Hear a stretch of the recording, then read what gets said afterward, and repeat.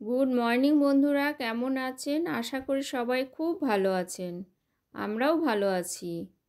আজ বানাবো মাটন বিরিয়ানি। তাই সকালে স্নান হবে না বলে সকাল সকাল স্নানটা সেরে নিয়ে চলে এসেছি। যাই রান্নাঘরে বাকি কাজগুলো সব কমপ্লিট করে আস্তে আস্তে। বিরিয়ানির জন্য যে পেঁয়াজ, আদা, রসুন লাগবে সেগুলোকে ছাড়িয়ে কেটে নিয়েছি। এবার এগুলোকে পেস্ট করে নেব।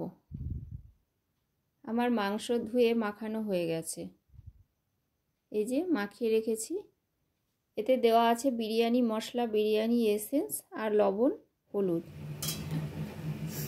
এবার পেস্টটা বানিয়ে নিই। পেস্ট বানিয়ে নিয়েছি। পেস্ট বানিয়ে নিয়ে আমি এই পেস্টের রসটাই দেব। আদা, পেঁয়াজ, রসুনের যে রসটা দেবো এটা ছাঁকনি দিয়ে ছেঁকে নিচ্ছি। চিবড়েটা দেবো না আমি। এদিকে আমি পেঁয়াজের বেরেস্তাটা বসিয়ে দিয়েছি। এটা ভাজতে তো একটু সময় লাগে। বেরেস্তাটা বানিয়ে নিই। এইভাবে বেরেস্তা করলে বিরিয়ানি খেতে অসাধারণ হয়। একটু নরম করে ভাজতে হবে, বেশি ভাজলে হবে না। কড়া ভাজা হয়ে গেলে একটু তিতো তিতো লাগে। ঠিক এরকম করে বিরিয়ানির বেরেস্তা ভেজে নেবেন, দেখবেন বিরিয়ানিটা খেতে অসাধারণ হয়। আমার প্রায় ভাজা কমপ্লিট। এবার আমি আলুগুলো ভেজে নেব ওই বেরেস্তার তেলে। দেখুন আমি পেঁয়াজ রেখে দিয়েছি খানিকটা, কারণ আলুগুলো ভাজতে ভাজতে পেঁয়াজের যে রসটা আছে ওটা চলে যাবে, ওর স্বাদটাও বেড়ে যাবে আলুর।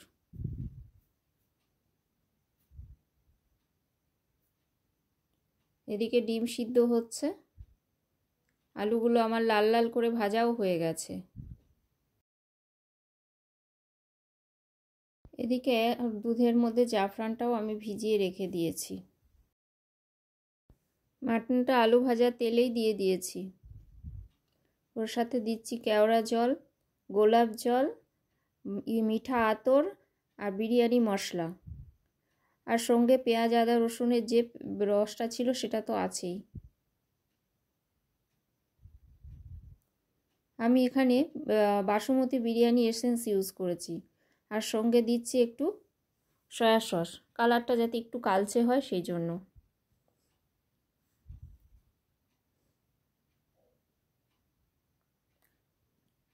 মশলা যেটা এভারেস্টের যে বিরিয়ানি মশলা আছে ওটাই দিয়েছি। এবার আস্তে আস্তে হতে থাক।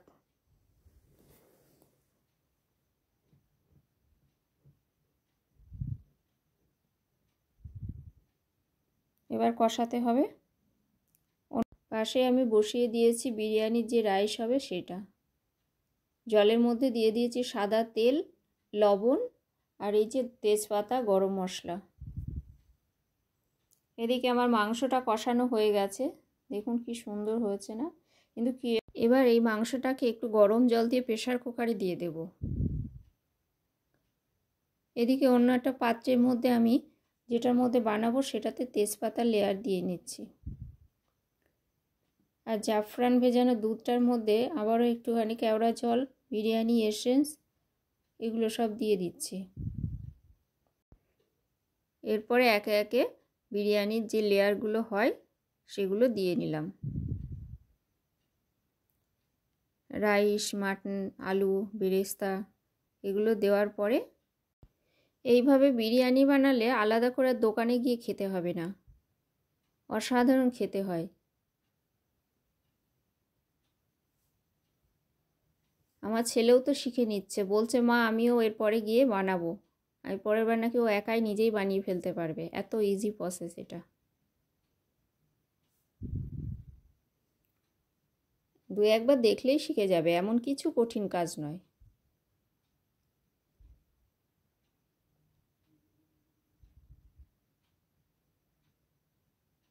পরপর এবং স্টেপ বাই স্টেপ দিয়ে রেডি করে নিতে হবে।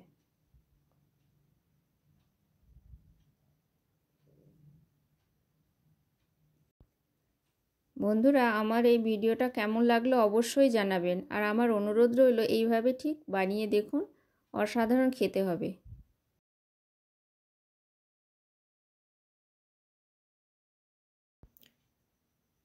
এবার দিয়ে দিলাম কাজু বাদাম পেস্ট, আর ওই জাফরান ভেজানো দুধটাও দিয়ে দিলাম, মিঠা আতর,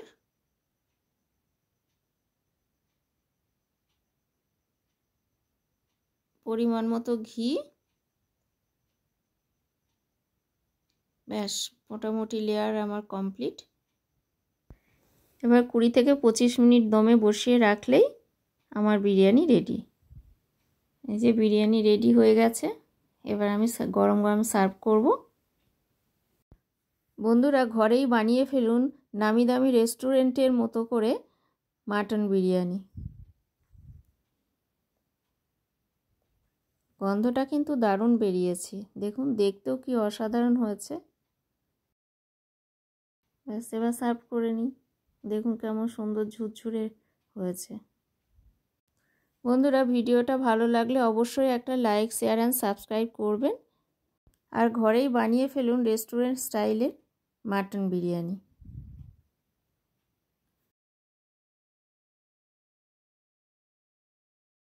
মা কেমন হয়েছে? ভালো আছে? ঠিক আছে। বাপি, মাংস নরম? বাবা কেমন হয়েছে? ভালো আছে? আচ্ছা, ঠিক আছে। বাই বাই বন্ধুরা, দেখা হবে নেক্সট ভিডিওতে।